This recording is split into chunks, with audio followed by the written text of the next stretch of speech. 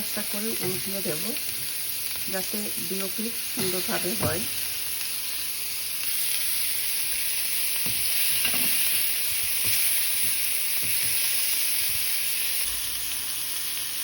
বেশি কড়া করে ভাজবো না, হালকা করে ভেজে নিয়েছি।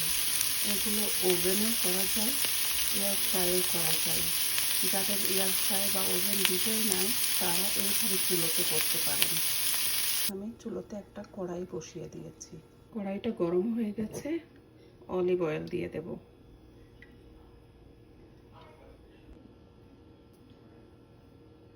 প্রথমে পেঁয়াজ কুচি,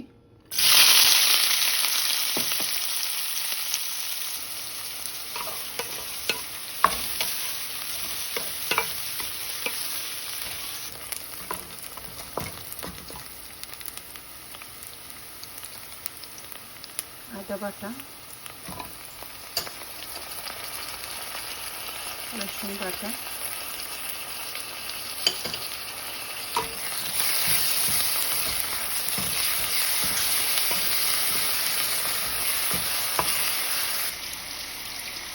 এলাচ পাউডার,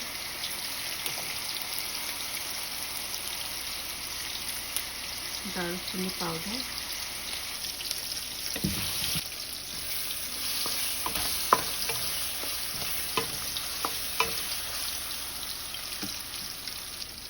সামান্য পরিমাণে গুঁড়ো মরিচ, স্বাদ মতো লবণ আর পাপরিকা দিয়ে দিলাম, কারণ আমি হলুদ ব্যবহার করব না, একটু রং হওয়ার জন্য। মশলাটা আমার কষানো হয়ে গেছে। এখন আমি টমেটো সসটা দিয়ে দেব। যদি ফ্রেশ টমেটো দেওয়া, আপনারা যদি টমেটো সস ব্যবহার না করতে চান ফ্রেশ টমেটোটাও ব্যবহার করতে পারেন।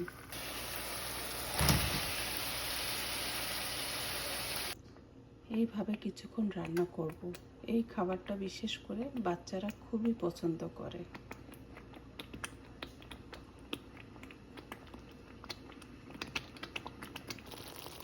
মেটবল রান্না হয়ে গেছে, এখন নামিয়ে ফেলবো।